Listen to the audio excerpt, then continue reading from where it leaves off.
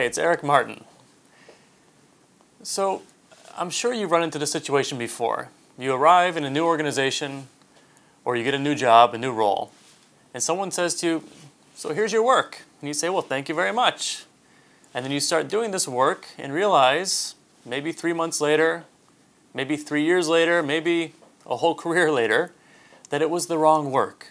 Here you put all this time and energy into doing a piece of work that was defined for you, but didn't really receive the results that you thought were possible. So today we want to talk a little bit about the difference between technical work and adaptive work, or technical problems and adaptive problems. I know some people have a problem with using the word problem. Everything's an opportunity or a challenge. I don't really care what language you use. The point here is there's a gap between where you are, your current reality, and what you know is possible. So one way to think about how to close that gap is to divide the work into technical components and adaptive components. Let me talk a little bit about an example of a technical challenge or a technical problem. Take a broken arm. A broken arm has a very clear problem, right? Your arm used to be straight, and now it bends at a very awkward angle. And there's a known solution, a best practice for that kind of problem, which is to go to a doctor. Fortunately, doctors are very skilled in solving broken arms. You don't need to talk about it very long. You just need to set the arm, put on a cast, and you'll be back to normal, hopefully, in 4 to 6 weeks. Technical work is like that. There's a clear problem and a clear solution. And oftentimes, it's the responsibility of the expert, the person in charge, the authority, to solve that problem for you. My guess is that you have some technical expertise, and that's a good thing. Most of the work in organizations is technical, by definition. So the challenge becomes when we run into a situation where the work, the challenge that we're facing, is different than what we have a skill set or repertoire to address. Here's an example from my own personal life. This has to do with my father, who was a firefighter. Now, of course, the technical work of a firefighter is putting out fires. They do this on a day-to-day basis. They're trained to do it, have the tools and the equipment to do it well. And the work there is one of efficiency, or in the case of my father, who was a lieutenant, to delegate that work to others who were younger and perhaps more able. Well, one year my father came home from work and told me that the fire was not as usual, that the community residents were actually throwing stones and rocks at the firefighters. The next summer, those stones, those rocks, turned into bullets, and people were shooting at the firefighters. So you can see immediately the challenge that he faced, which wasn't a technical challenge. It wasn't simply a matter of putting the fire out faster. It involved what we think of as adaptive work. Now, the adaptive challenge in this case had a lot to do with the relationship between the firefighters and the community, which was quite bad at the time. And the work required to repair that relationship was beyond the skill set, beyond the repertoire of what a typical firefighter might have been trained to do. But it was necessary work in order to get the technical work done.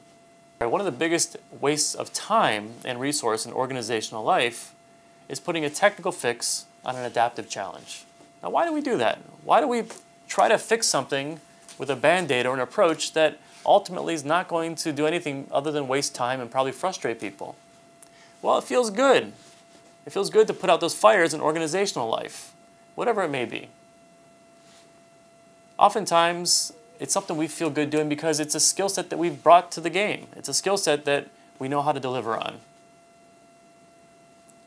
Now, there's nothing wrong with technical work when applied to technical problems. The challenge becomes when you apply it to an adaptive problem. And an adaptive problem is difficult, partly because sometimes the problem's clear, but the solution is not clear. Or, in some cases, the solution is clear and the problem is unclear as well. So the work there is not one of efficiency, it's not one of delegation, it's often not work that resides with a single expert or an authority figure. With adaptive work, you have to approach the work as as one of mobilization, mobilizing other stakeholders to engage in a process of learning. Learning new skill sets, learning new relationships, learning how to relate to people differently, learning how to deploy their resources differently. And it also involves loss. Now, one of the fallacies, one of the biggest myths is that people resist change. It's actually not true. People don't resist change per se. What they resist is loss. The idea that they have to give something up that's important to them.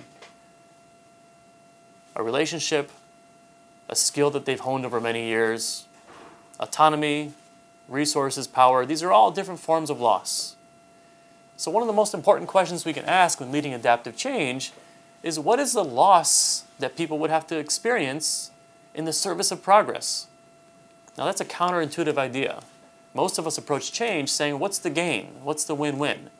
And while there may be a gain years down the road, in the moment at least, it feels like a loss to some of the folks involved. That's why they resist. So these challenges, these technical and adaptive challenges, they don't come neatly bundled. You don't have a technical problem sitting over here and an adaptive challenge sitting over here. Oftentimes they come mixed.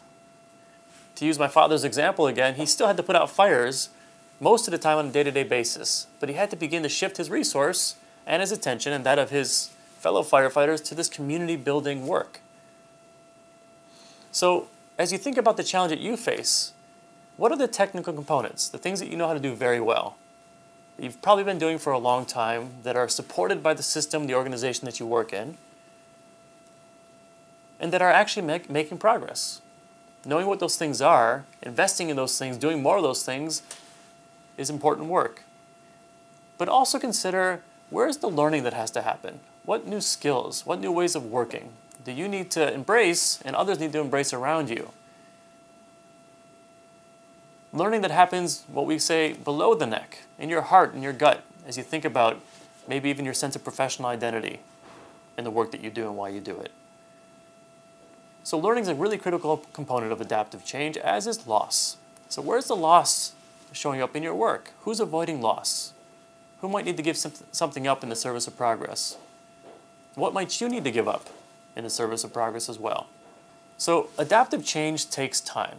This process of learning, loss, and the experimentation that's needed as we try on new ways of working, new processes, new services, new relationships, this takes time. And it requires as well a certain level of what we call disequilibrium. Now, disequilibrium is just a fancy way to talk about the anxiety that people feel around change. Sometimes it's an excitement as people discover new possibilities, new capacities in themselves and others. At other times, it's a nervousness, it's a fear, it's a resistance. So that disequilibrium has to have a certain threshold for there to be any impetus at all for change. Below that threshold, no change happens. It's business as usual, which may be good for the most part in the organizations in which you work, but the change that we're talking about here, the changes that are needed in communities around population health and public health, often have an adaptive component. So if there's not a sense of urgency, if there's not a disequilibrium that folks are feeling that compels them to engage, you'll have a really hard time getting any of the change to happen. Now conversely, if there's too much disequilibrium, too much change happening, people will break down, organizations will break down. They revert to a fight, flight, or freeze response. So the trick with adaptive work is to keep it in a productive zone. Keep the disequilibrium in a zone where people have enough impetus, enough heat for change, but not so much that they're having to get into fight, flight, or freeze. With technical work, the heat, the disequilibrium, tends to start high, like that of a fire. The house that's on fire literally is quite hot, but through the application of technical expertise, the heat comes down fairly quickly. With adaptive change, oftentimes you don't realize that there's a problem at all until the heat, the disequilibrium, reaches a certain level. And so the work there often is about keeping the level in a productive zone and avoiding what we call work avoidance. And work avoidance means not that people aren't doing work. Oftentimes they're doing a lot of technical work that isn't solving the problem, but they're avoiding the adaptive work. And there are many different forms in organizational life of how people avoid adaptive work. Hire consultants, go through laborious planning processes with no intention to actually implement. restructuring. These are all different forms of work avoidance. So I'd ask you to think, as you think about the challenge that you're working on, your adaptive challenge, first of all, where is the loss showing up? What kind of learning is needed? And are you deeply connected to the purpose that you're trying to serve? Because there's no reason to experience any loss or to distribute any loss to those around you unless it's on behalf of a noble purpose. Thank you. I look forward to continuing the conversation.